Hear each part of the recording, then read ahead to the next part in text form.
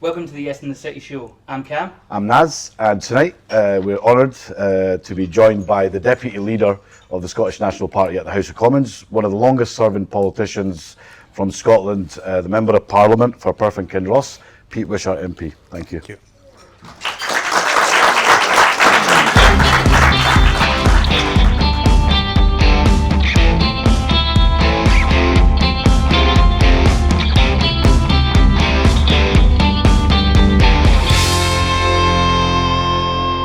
So Pete, back in Dunfermline.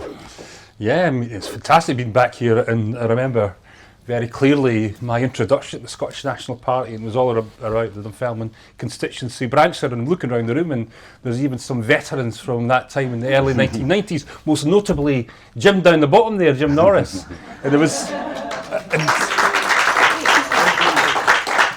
But I knew nothing about politics in those days. I could come straight from rock music, and and I joined the party in what was quite a dramatic fuss. And I remember being presented with a huge membership card, and the only thing was I didn't know what on earth I was supposed to do, and I was encouraged to stand for this and that. And it was only really in 2001 that I managed to secure a seat in Perth, and North Tayside as it was then. But everything that I've done in politics, I owe to my introduction to the Scottish National Party here in Dunfermline. Brilliant, excellent. Fantastic. So you sort of touched on it to begin with, but it wouldn't be a Pete Wishart interview without going back in time. And I want to go back to the days when you were riding that punk rock wave at Queen Anne High School to playing the Pyramid stage at Glastonbury. Can you tell us about that time and your sort of journey before politics? Well, I don't know, there's probably a few people of my generation around the room here, and Dunfermline was exceptional when it came to music in the late 1970s. And we're sitting here with Naz, but there was the real Nazareth. The Nazareth. Who dominated the charts and were one of the great sort of successes in Scottish rock music. But then there was the Skids, and there was the Rosillos, and there was God knows how many Big different Country. bands. And I was part of all of that, and it was just brilliant. And I remember sitting in my English class at Queen Anne High School listening to the Skids practice just down the road, and and eventually became good friends with Stuart Adamson and with Bruce Watson, who went on to become in Big Country. And it was getting an opportunity to support the Skids back in 1978 when Into the Valley had just come out, and building that friendship with Stuart. And then, of course, when the Skids folded, or when Stuart decided he couldn't take it any further, putting Big Country together with myself and Bruce Watson from Dunfermline, and my brother Alan played the bass at that point. And it was a fantastic time, Like, we really, really believed we were going to make it, and they did, just without me.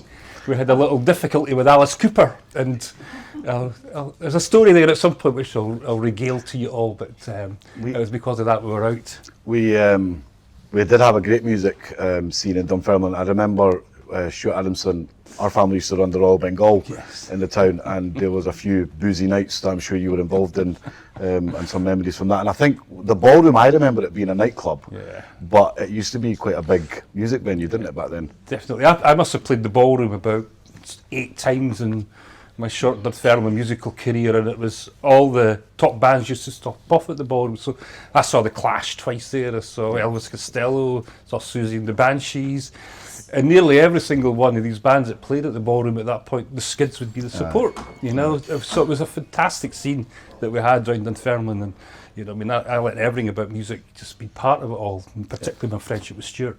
Yeah, amazing. So in 2023, you were quoted in Holyrood magazine as saying being in a band was better than the benches of Westminster. So why did you give up the music and get into politics? Listen, I spent something like 18 years in music. It was the best at times. When you'd get up at midday, you'd travel on the tour bus to your next gig, you'd do a bit of a sound check, you'd hang around to do a gig, then you go out clubbing till God knows what time in the morning, start all over again. So what's wrong with that, seriously, why would you give all that up to sit in the green benches at Westminster? 1 minute everybody's singing and clapping along, and the next minute they're shouting you down and aggressively intervening. So that was the difference between being in music and being in politics. But I suppose, like everybody, I'm looking at Alistair here, you get the bug, don't you, and you just feel that you want to do it, and you feel that you can make some sort of difference in terms of the day-to-day lives of people that you hope to represent, and you know, you get driven, you know. Yeah. I'm saying that to a relatively young man who I'm sure has don't been know bitten by about the bug. Don't be confused or deceived by the hair dye. That's funny. Thank you. The bug part's true though. I can relate to that because everybody always says at the end of an election, "I'm never going to stand again. I'm never going to do that again." But you do. I suppose it's for the desire that we're all here for, and I suppose that kind of leads us on onto 2014. So 10 years on, you've got your new book out inside the IndyRef. So. Available in all good bookshops and online on Amazon. So there you go, and that's it there. And Pete's signing the book tonight as well, if anybody's going to buy one. So how did it come about and why now? Right, okay, well, I've always kept diaries throughout, not just my political career, but my musical career too. And, you know, it's just something that I find quite cathartic and just helpful just to sort of chronicle the day's events and put it together. It's great just to look back, you know, and find out where you were maybe 5 years, 10 years, in my case now 50 years back, you know, about what you were doing and up to. So I was keeping all that way through my political career. Then we got to the independence referendum and it just felt so much bigger, and we were doing something that had never been done before. The IndyRef was unprecedented in so many ways, but no European nation had ever done what we had done, you know, like decide whether, like in Europe, we're going to be an independent country and we're leaving it to the people to decide. So of course, things kept happening. So I kept longer and longer entries. And then I thought, right, I'm going to take this really seriously. So from about June 2013, a year out from the independence referendum, I started to take it very seriously. And I remember sitting up sometimes to 2 a.m, getting everything down. Then I had a look at it earlier in the year, and I thought, this is actually quite good. I asked my partner Sarah to have a look at it, and she started to help edit some of it. And she said, you should share it with some of your colleagues. So it was your diary basically, or your... It's my diary, yeah. So it's all from my diary, and I had something like 150,000 words from that period, which was clearly far too long, particularly for a first book. So like there was some serious editing went on, and what I hope I've done with this is that where it is a diary, it sort of follows way through sequentially. It's showing what happened during the independence referendum in real time, and it's a chronicle of all the major events. And I hope I've captured all the major events, but what I've hoped to do with it too is make it readable and make it like more of an account than a diary. So it's really up to you guys. What surprised me is this is the only book that's come out for 10 years. I thought it'd be one of many, you know. I thought there'd be loads and loads of books that would be available from all sorts of commentators, but it just didn't materialise and appear. So I've got the field to myself, so I'm quite happy in that respect. And you know, having read the book, I think you did a fantastic job of sort of going through that like the sort of the roller coaster from that summer 2013 to 2014, and like you do find yourself. So at the time, if you indulge me, I was only 14. I was, as you mentioned in the book, like, you know, politics wasn't cool, but like, you know, for me it wasn't cool. And you know, the independence referendum did capture the imagination of the sort of teenagers, and it did start to become cool. But you always were sort of at arm's length. And you know, I remember vividly. I'm not going to give too much away, but there's a bit in it where you mentioned Bowie at the BRITs and Kate Moss going up and doing that speech, you know, and Bowie coming out in favour of no. And I remember being in Aviemore, I think it was in the February, if I'm not mistaken, but I remember being in Aviemore, and I had no idea who David Bowie was. Yeah, only 14. That's shocking. I know, I realise that now, I've learned from my mistakes. But like, we were in a cafe in Aviemore, and there was a picture of David Bowie on the wall. It was like a rock cafe. And I was like, who the hell is that, and why do they have paint on their face and look really, really freaky? To my mum, and then she went, oh, he supports no, so you don't like him. And it wasn't until after David Bowie died that I realised that there was more to him than that. And I hold my hands up to that mistake. But I mean, looking at the book, I think there's one thing that really stands out to me. I've really been fascinated by the culture that surrounded the independence, you know, campaign. And you know, it sounds like you had a great admiration for the sort of bottom-up efforts. You know, the National Collective, for example. Can you tell us a bit about that? Yeah, definitely, and that's really important, because what we had to do during the 2014 referendum was to make yes the cool choice, and you know, initially we were doing really badly amongst young people. I remember going to Blairgowrie High School and I thought I did brilliantly and convinced them all, and I could see them all listening intently. I got beat something like 76% to 30% from the no case, and we realised very early on that this presumption that young people, because we allowed them the opportunity to vote, would naturally and readily come to us wasn't the case. And so we went to great efforts to build up a cultural movement, and this was mainly in the hands of the National Collective, who were absolutely fantastic, led so diligently by Ross Calhoun, who now works for the party. And we gave them all the support that they required, making sure that we talked to artists and young creatives who naturally found this as a very positive addition to the referendum campaign. And it's important. I remember during the campaign for the Scottish Parliament, I was in Runrig at that point, and we practically became the soundtrack for the coming of the Scottish Parliament. And my generation musicians, whether that was the Proclaimers, Hue and Cry, Deacon Blue, all bought into the campaign for the Scottish Parliament, and that made it really important. And I think that was the lesson that we tried to adopt for the independence referendum, and we were spectacularly successful. I remember I did so many hustings during that, but there was one where I was at a husting with Stuart Henderson from Chemical Underground, Stuart Braithwaite from Mogwai, and it was myself, and I can't remember who the fourth person was, and we were sitting there with a crowd of young people who would usually run a mile from any sort of political conversation or debate, who were engrossed in this conversation, particularly from the two Stuarts. And Stuart Braithwaite, from Mogwai, became such a great voice for independence, and those that were fortunate enough to be at that last concert in the Usher Hall just before the independence referendum would remember Mogwai performing, we had Deacon Blue perform, we had the Proclaimers, we had Amy MacDonald, and they were all there wanting people, young people, to vote yes 4 days before the independence referendum. It was such a powerful message, and it seemed to include all of young collectives. But the Bowie thing, I was there that night, and I wasn't going to read anything from my book, but I'm going to read this account for you, because I think there was so many funny things happened in the independence referendum. We might touch on some of the other quirky things that came along, but the Bowie evening, it showed the humour in the IndyRef at its best. I'll read you just a little excerpt from this. I go to the BRITs practically every year as a guest of the BPI because of my interest in rock music and the fact I'm the only former professional rock music in the House of Commons. But the Brits is the corporate music industry's big night out, and it is immensely popular, watched by millions of mainly young people. Since it moved from Earlscourt to the O2, MPs are shepherded into a corporate box like some sort of political pen with a few journalists to keep us amused and on our best behaviour. Usually it's just a good night out and a chance to meet up with old colleagues and many friends I've made in the sector. Not this year. In accepting the award for Best British Male Artist on behalf of David Bowie, Kate Moss, in reading out a prepared statement from Bowie, told us that he wanted Scotland to stay with us. An incredible intervention that I almost missed because I was in a conversation with the journalist. Everybody, of course, fixed their gaze on me as the only Nat in the village, and there was a general, "Did she really just say that?" gasp of amazement. I went down to the after-show party, and all the talk was of the Bowie intervention, with music biz chums rallyingly telling me that the cause of independence was now lost after the great man's interventions. Somehow end up being in the company of Tory chairman Grant Shapps, I always believe it or not, and the always affable, if irritating, Labour MP Stella Creasy.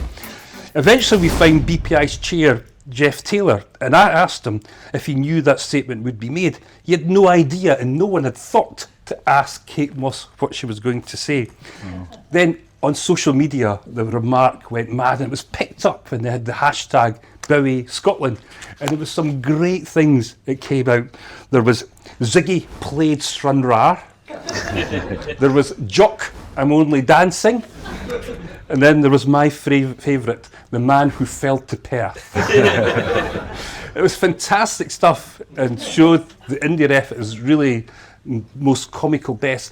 And it made the front pages of 3 newspapers the next day, Bowie's intervention. So it was that important to us. But I thought I'd read that out just as an example of some of the stuff that went on in the independence referendum and some of the unexpected things that come, and something that ends up really amusing. Just those names you mentioned, Deacon Blue, the Proclaimers and people like that, do you feel like we're missing that at the moment?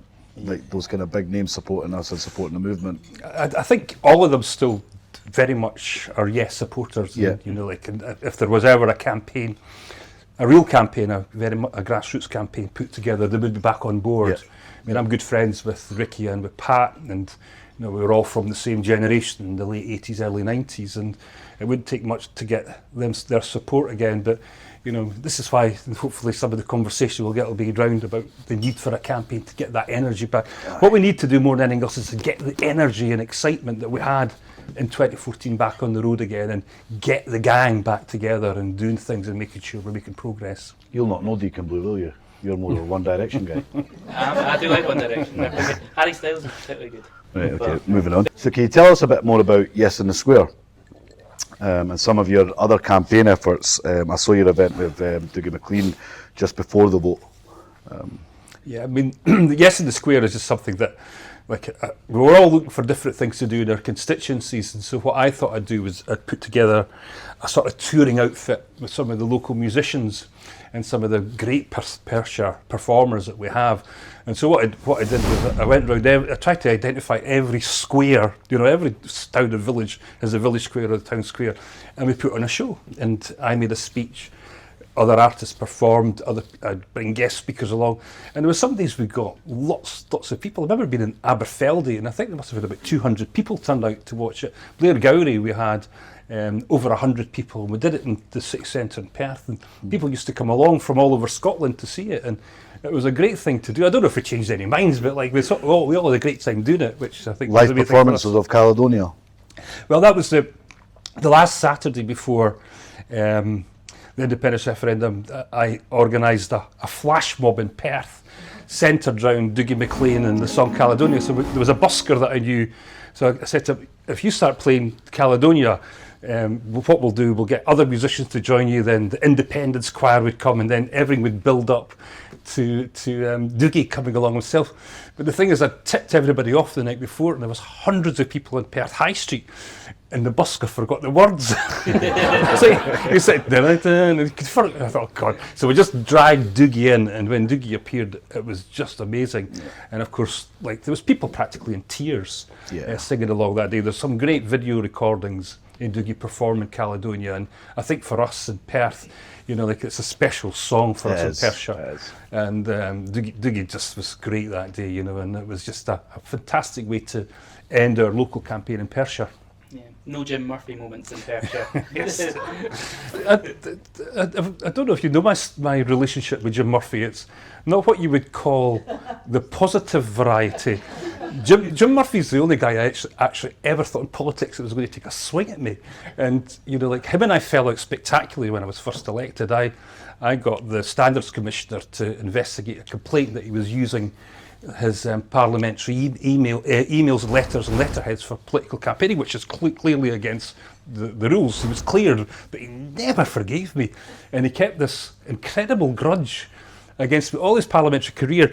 I remember one day during a bedroom tax vote, I was chief whip of our group at that point, so I was counting them as all came out, and Murphy said something which I couldn't quite grab, and said, "Nice to speak to you too, Jim." He practically grabbed me and pinned me against the wall in the no lobby, and he was just shouting. So I went chasing after him, and he did the very same thing again. And there was a whole load of Scottish Labour MPs there, you know, like, and I said, "What's going on with this?" And he was totally out of control, and his hand went back, and I thought he was going to take a swing at me in the no lobby in the House of Commons. So I was going to make a point of order, make a real fuss. I decided not to do it and give him the attention, but, you know, I did tell the press about it. And of course, when they went looking for the Labour MPs that witnessed this, they were saying we couldn't make out what was being said, you know. But that was me and Jim Murphy, so I wasn't all that disappointed when his 50 Streets in 50 Days tour came to an acrimonious end. Moving on towards the sort of tail end of the book, and like the last few days of the referendum. So September 7th, that poll comes out.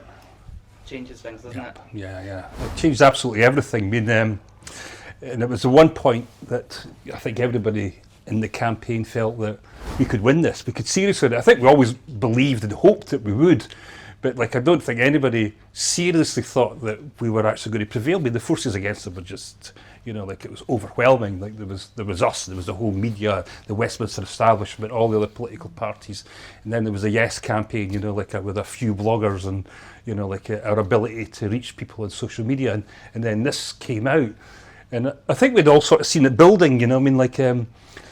In the last sort of couple of months, the campaign developed a personality of its own, and it was being spread like wildfire through predominantly working class communities in West Central Scotland, and we were beginning to see some fantastic canvas returns coming in from Glasgow. We were sort of thinking there's something special happening here just now, and none of this was being picked up and detected by the press. Even the opinion polls weren't quite capturing it in advance of that poll coming out. Then of course that poll came, and it was totally groundbreaking, and it changed everything in the last couple of weeks. I mean, I remember Nicola tweeting saying, keep your feet on the ground, it's only a poll, the real poll is the 18th of September, and Alec famously now says that it possibly came a week too early for us, and it gave the No's the opportunity to respond, and boy did they respond. From the minute it was announced, there was the Chancellor on the MAR programme talking about more powers. Then it led to PMQs being abandoned, and all the 3 UK leaders coming to Scotland in the most dramatic fashion. All of them, it was practically shout-offs in Buchanan Street and in St James's in Edinburgh. I mean, the whole atmosphere of the thing just kicked off. It became, I describe it as almost like a carnival of politics, and everybody was involved. Everybody at that point in Scotland had a view about the independence referendum. A lot of that was still in flux and still to play out, but had gone from the margins to the centre.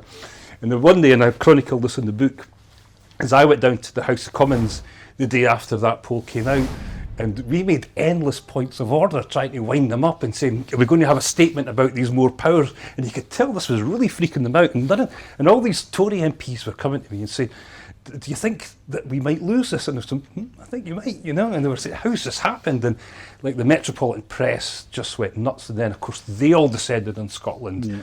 And the way some of the independence campaign was reported, I think, from Metropolitan Press, I think we'll never forget the way that they did it such a disservice. The Project Fear, the Vow. Absolutely. Just the whole thing was debased the minute they turned up. Yep. So what are your thoughts on what comes next? So 10 years on, where are we now, and where are we going to be in 10 years? Well, I always say, I've done a few of these conversations about the book, and it's, I don't think it's a spoiler to tell you we didn't win. And it's there's no murder weapon found, in the study, and it wasn't the butler that did it. It was us that lost it, and I think sometimes we find that hard to acknowledge. I think sometimes we find it hard to accept. We look for reasons, and again, I was listening to Alec this week saying it was because of the vow. Nothing to do with the vow. The vow wasn't helpful. It wasn't good. It was a great piece of journalism, but it wasn't because of the vow. It wasn't because of the media. It wasn't because of Project Fear. It was because of us. Always because of us. And we've got to get that into our heads before we could actually start to really think about what we do next. We didn't win because we couldn't convince the majority of our fellow Scots of the case for Scottish independence, and that's down to us. It's not down to anybody else at all, and it's not. I don't think it's helpful to try and blame anybody else for our failure. So the first thing we've got to do is to acknowledge the things that we got wrong, and we've got lots of stuff wrong. Getting ourselves bogged down in currency unnecessarily. We lost, weeks of primetime campaigning without being able to adequately address some of the issues. And because the No's knew that we were confined in that space, they kept us there. And we just could not get beyond that. And that's our fault, It was nothing to do with it. And they were using that as their advantage because they could tell our difficulties with all this. And, we also didn't get, and I say this, and I've been saying this in some of the interviews, we didn't make it an all Scotland campaign. We did fantastically well with working class communities in West Central Scotland. We reached we reached people who were probably alienated and disenfranchised from politics, and we enlisted them, and we got them out to vote. 86% of people, Scottish people voted. People who'd never voted in the past and would never vote again, we got them on board. But what we were maybe doing was pushing people off the other side, people who became alarmed by the scale of the campaign, by the radical vision that they saw in their head, which didn't quite suit their political values. We couldn't communicate to older people. We lost that ability. They had a cultural attachment to Britain that they were holding on to, and we had no narrative for them. I tried to do a little bit. I actually tried to enlist Britishness as an idea for Scottish independence, but this was a post-war generation who, had grown up with that solidarity and the idea of Britain, who grew up with the creation of the welfare state and the NHS being delivered. And we didn't have anything to say to them, and they were getting alarmed by what they were seeing in other parts of Scotland. So we didn't do the all Scotland thing, and I think next time round we've got to make sure that we do make that. And I listened very keenly to people like Robin McAlpine and all the guys in the Radical Independence Convention. Yeah, they've got a great narrative for working class Scotland, and like the vision they present of a dynamic, different type of Scotland, brilliant. But will that convince the people of Perthshire? Will it convince the people of Edinburgh? No chance. So we've got to have different messages for different groups, and I think that's the key thing we have to do as we go forward. A lot of people say that the feedback we've got after the general election certainly is that the SNP and the wider Yes movement, we need to talk about bolder policies for Scotland, things like land reform and that kind of stuff. Yeah. And that's what's going to help convince people. What's your feelings on that? I think there's a case for that. I'm not entirely sure that that will have the overwhelming support of, again, the all Scotland place, but I think we do have to start to look at like new, fresh, dynamic approaches to what we're doing. I think the Scottish National Party have to start being more interested and curious about these type of policies. I think that we are starting to get there, and some of the debates at conference I think was quite positive. I'm more in the business of bringing everybody. I think the SNP can appeal to different crowds at different points. Like we took over from the Labour Party being the voice of centrist left Scotland, and that's what fueled our success in the last few elections, because we replaced the Labour Party of like the common voice of that constituency in Scotland. We maybe didn't do so well with other groups, but we've got aspirational Scotland behind us. And for independence campaigning, that's the sort of coalition we've got to build. That's the winning coalition. You don't win anything in Scotland unless you're in the centre. Basically, I could say that from Perthshire, because centrist left, even touching on centrist right. And I'm not ashamed to say that. We've got to look at that space in the political spectrum, and if we do spend too long on radical policies which sound great and might make a difference, you've got to be careful that there's consequences for other groups who might just not feel so confident about backing it. And just lastly from me before we sort of wrap up is obviously I know that your experience during the campaign with young people wasn't always the best at times, let's say, but do you think being that voice for all of Scotland becomes easier with time? Especially given that poll after poll seems to be showing that young support amongst young people is incredibly strong. Yep. I think it's so important, and that's the thing that we all build on, isn't it? We've got the younger demographic groups still are independent supporters, and I still believe SNP supporters. We encourage them to vote. That's a different prospect entirely. But I think we've still got that, and we've got to build on that and make sure we hold on to that. And I always laugh at people who, and I know we shouldn't do this, but like this belief that the older generation of no voters will die off, so we'll naturally inherit Scotland because they'll all be dead.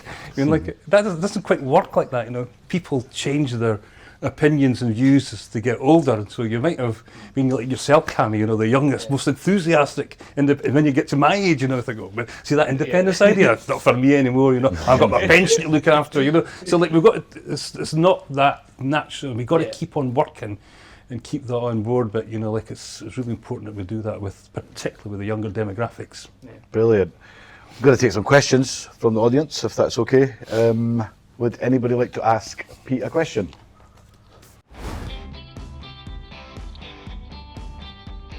Well, I'm not entirely sure that is the case. I actually hanker this belief that had we got a majority in 2021, when we had a clear mandate for an independence referendum, there's a possibility, and I'll put it as loosely as that the UK government might have agreed to a further referendum. And I think, why I say that is like conversations I had with Conservative politicians, and there was something that Michael Gove said to me that during that. It says if you get to what you did in 2011, we'd have to look at this again. We almost did, but we're one seat short. Now, I'm not saying for certain that the government might have caved in and given another Section 30 under these conditions and situations, but I think they would have been under huge pressure had we replicated the conditions of 2011 to have decided that they were going to actually resolve this once again. So I think it was that close. We lost by one seat in 2021, and had we got it, I think that might have changed.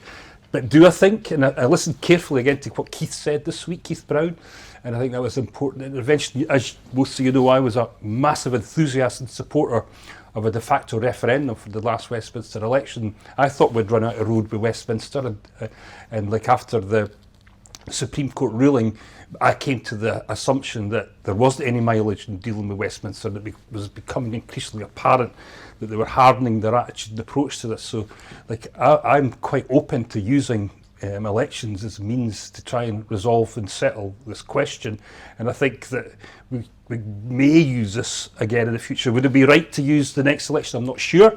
I think we have to take into account our last defeat in the general election. That has to be a part of the thinking of the party, but we're going to go through the process now of discussing and properly consulting just about how we go forward at the next Scottish election, and I'm hoping that sort of remains on the table.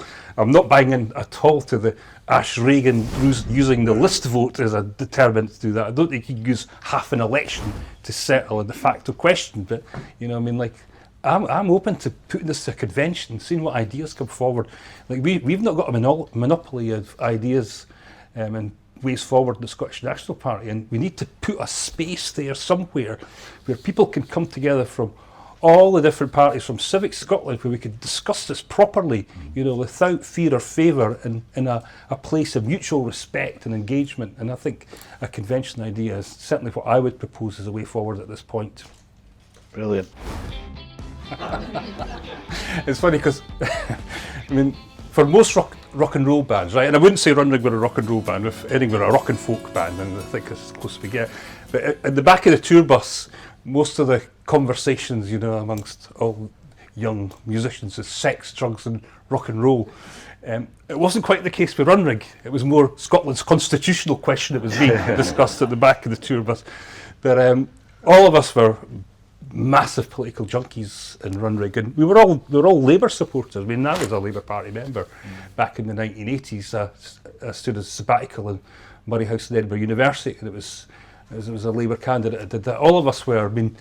I made the switch in the late 1980s, started voting the SNP, joined the party in the early 1990s, became an MP in 2001. So that was how I made my way towards the Scottish National Party. Donnie couldn't. And Donnie was particularly influenced by Brian Wilson. Brian was the political mentor of so many of the guys in Runrig, as the editor and the owner of the West Highland Free Press, which sort of helped establish Runrig's career in the Isle of Skye in the Western Isles. And so Donnie was always getting Brian Wilson in his ear, and there was nothing we could do to pull him away from it. But I mentioned the book. I went and played at Runrig's 40th anniversary in Dingwall. It was a fantastic day, and Donnie and I were both asked up on stage to perform a number with the band. I remember speaking to Donnie later that evening, and he was totally conflicted about the independence referendum. Alec had just been out to visit him in his home in Skye, and you could tell that he really sort of was close to saying, I could just about support independence, but Brian Wilson was in the other ear saying, no, they're terrible, the Nats, they'll never do this. And so there was all that was going on, but Donnie and I remain great friends. Donnie would have been Scotland's first culture minister, but for the sake of, I think it was 300 votes Wow. in his seat in the Isle of Skye. Had he got them, Donny would almost certainly have been the first culture minister and the first Labour Liberal executive, and he would have been great. He would have been, and I say that as somebody who would have been a political opponent, but nobody had a better hinterland understanding of Scotland's cultural scene than Donny Munro. And at one point, like during the early 1990s, Donny was perhaps the most recognised man in Scotland. You couldn't go anywhere with Donny, and it was just something else. But that would have been good. It would be good if he had been able to join the rest of the band as a supporter of independence. Amazing. You're right, there was people who, there was an absurd notion that energy-rich, resource-rich Scotland somehow would be uniquely incapable of running its own affairs. A Scotland that invented the modern world, everything from Tar Macadam to television was invented by the Scots, and they were trying to turn around and tell us that... Yeah, but it's persuading the ordinary man and woman in the street. Yeah. They're frightened that, for instance, look at all the fuss now with Steer Karma and the pensions. Yeah. So it's persuading the ordinary working class man that they're going to have the money. Yeah. I mean, you're absolutely right then, and I'm sure that there was a message that did hit quite a lot of people. I don't think that was the reason that we lost the independence referendum. I think it was our ability to put a case and our failure to address some of the dominant issues in the campaign. That's when I look back on the independence referendum and try to assess where we lost. I mean, there was, and I think that was a message that particularly scared off a number of older people. But the one thing that we are in Scotland is we're culturally secure. We know who we are as a nation, and we know we've got enough self-belief and confidence that I don't know how much that message had. I'm sure it did. I'm not denying that for a minute, but I don't think that was a predominant reason why we lost back in 2014. And it was such an easy one to knock down. If anybody was trying to suggest that, they hated us using the we, poor and stupid. And they said that came from John Swinney. John Swinney never said anything of the sort. But but when we started to go into that territory, you could tell that they did not like this. We did not try to tell you that, So it was quite an easy one to sort of shut down. But you're right, there would be people who would be listening to that. Excellent, and thank you very much for coming all the way down to visit us, Pete. Really, really appreciate it. We are going to be giving away a copy of Inside the IndyRef by Pete Wishart. So if you want to pop a comment in the comment box about your best memory from 2014, Cammy and I are going to pick that one out and get you a signed book out to you as well. And I have got books available which I'm happy to sign if people want it. What I'm going to do is there's going to be a special rate for Dunfermline constituency, and of £12 if anybody wants to buy it, again I'll promise to sign it for you. But there you go, we've got a stash with us. And you can even pay by card. I can't believe that ordinary punters could now get card payments. Yep, excellent. So let's give Pete a big Dunfermline round of applause for that. Thank you very much.